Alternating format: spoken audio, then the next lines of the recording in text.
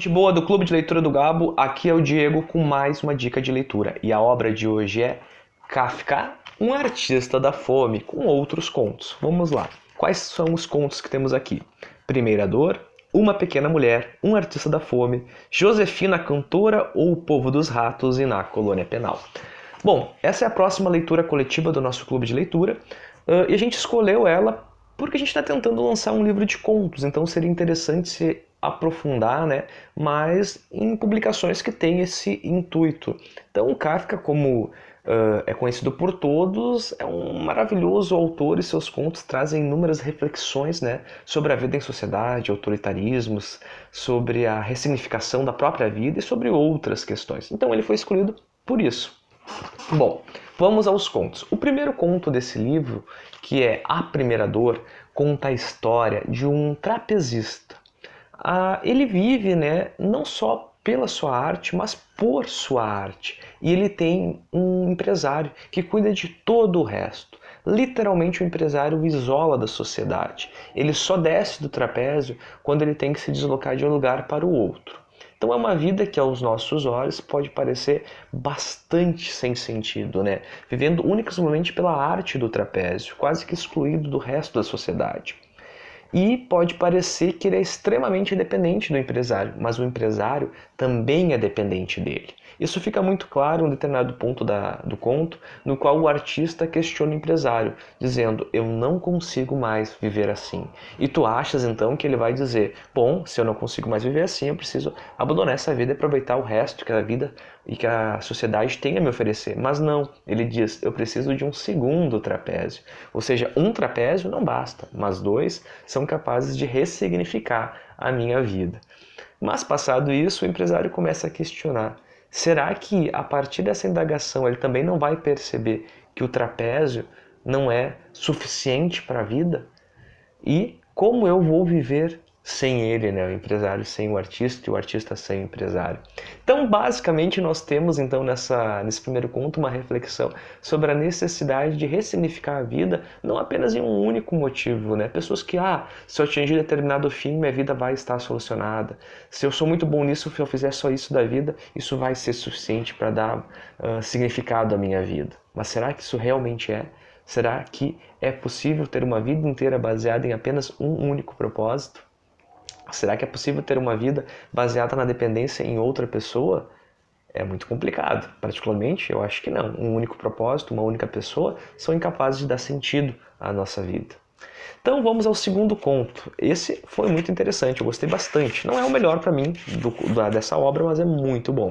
O segundo conto é Uma Pequena Mulher e nos traz a história de um narrador que fala que ele tem uma mulher, não é a esposa, mãe, filha, tia, prima, é uma mulher que não gosta dele, o odeia. Para essa mulher, se ele deixasse de existir, se ele se suicidasse, nada mudaria, ela não sentiria nada.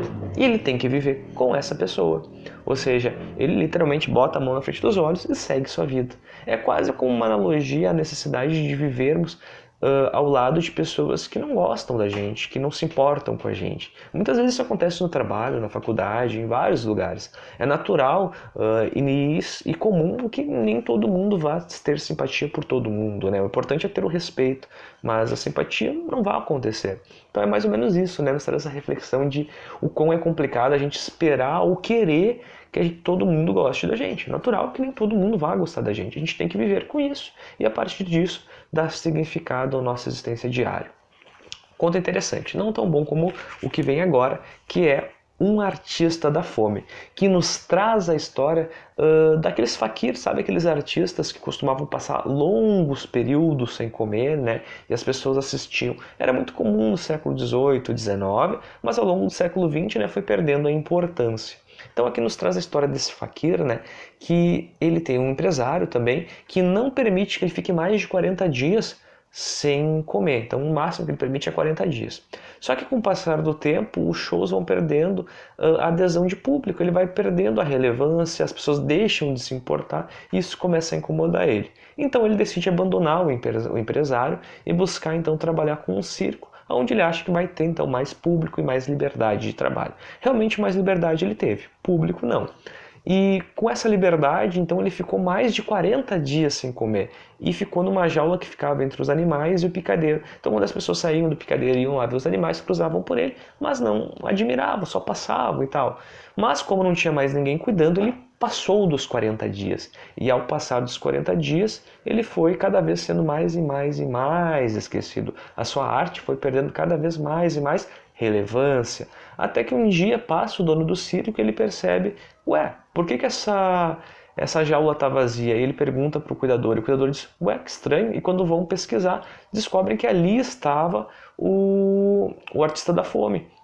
E ao mexer no meio das palhas, encontram ele já muito fraco, puro osso, já sem força nenhuma. E ele se aproxima então e fala a seguinte frase, né? Quando questionado, mas por que tu continuou fazendo a fome? Por que tu continuou fazendo jejum? E ele fala, porque eu nunca encontrei a comida que me agradasse. Se eu tivesse encontrado, acredite, eu não teria feito nenhum alarde e teria comido até me empanturrar, como você e todo mundo. Ou seja, ele só fez jejum porque jejum foi a única forma que ele encontrou de dar sentido à sua vida. Ele nunca encontrou outra forma de ressignificar a sua existência, a não ser através do jejum. E por isso ele só fez esse jejum ao longo da sua vida. E o mesmo jejum que levou à morte. Mais uma vez a reflexão, né, de, artistas que são incompreendidos, né, de certa forma, porque a arte dele foi cada vez mais perdendo significado, né, para as pessoas deixaram de se importar, e também de pessoas que ressignificam, ou dão sentido à sua vida apenas por causa da sua arte. E não fazem isso porque são boas, mas fazem isso porque só sabem fazer isso, né? Olha que dicotomia. Às vezes vocês podem perguntar assim, ele faz aquilo porque ele é muito bom. Não, ele faz aquilo porque ele só sabe fazer isso. É só isso que dá sentido à sua vida. É muito bom esse conto. Tem outras reflexões que podem ser tomadas, né? E feitas a partir da leitura, mas eu acho que essa é uma das mais significativas. Depois desse, vem Josefina, a Cantora ou o Povo dos Ratos, que conta a história de uma cantora. Eu dei a entender que eu acho que era uma ratinha que cantava, nem cantava tão bem, mas para o povo dela era muito importante. Então, traz mais o debate sobre o que é arte, né?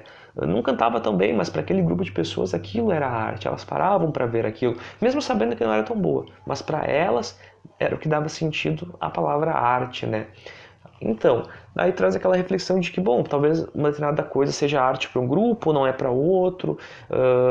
Talvez para alguns artistas, como o próprio Kafka, o que ele fazia não seria algo tão maravilhoso, né? Para mim e para a maior parte das pessoas as obras dele são magníficas, os contos, os livros, as novelas, só que para ele talvez não fosse tão importante, talvez para ele as grandes obras fossem Tolstói, Dostoiévski e outros autores, mas ele faz esse debate sobre o que é arte, né? Por que damos importância a algumas coisas? Talvez alguém batendo colher para alguém seja uma arte, para outras pessoas não vai ser. Então eu acho que isso é muito interessante. E o último conto, que para mim é tão bom quanto O Artista da Fome, são os dois melhores, é Na Colônia Penal, que traz a história então do explorador que vai para uma ilha, não dá para entender se é no Caribe ou na África, e ele se depara então com uma máquina de execução.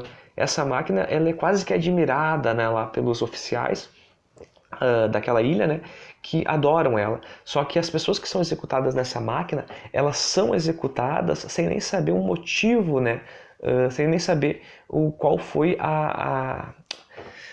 o motivo que levou àquela execução, né? Então, mais ou menos traz aquela reflexão sobre o autoritarismo, né? Sobre a injustiça banhada com uma pseudo-justiça, né? A injustiça da execução banhada com uma pseudo-base de uma justiça que está sendo aplicada, né? Sobre o autoritarismo, muitas vezes, né? Sobre a incapacidade das pessoas de poderem, então, fazer o afronte àquelas estruturas institucionais autoritárias. Então traz principalmente essa questão, né, também da morte como uma espécie de entretenimento, né, a morte, né, a execução como uma espécie de entretenimento para as pessoas, né, a execução como espetáculo, que é bastante questionável, né, tu tá executando alguém, tu tá tornando aquilo um espetáculo, tu tá tornando a morte, né, um show, bastante complicado, é um baita conto, para mim são os dois melhores, O Artista da Fome e Na Colônia Penal. Então fica a dica, leiam Kafka, leiam essa edição da LPM, que é muito boa, muito pequenininha, boa de carregar, boa de ler no ônibus, no trem, e não deixem de curtir, nos seguir aqui lá no Instagram, e até a próxima, pessoal, espero que tenham gostado, e não esqueçam de comentar também. Abraço!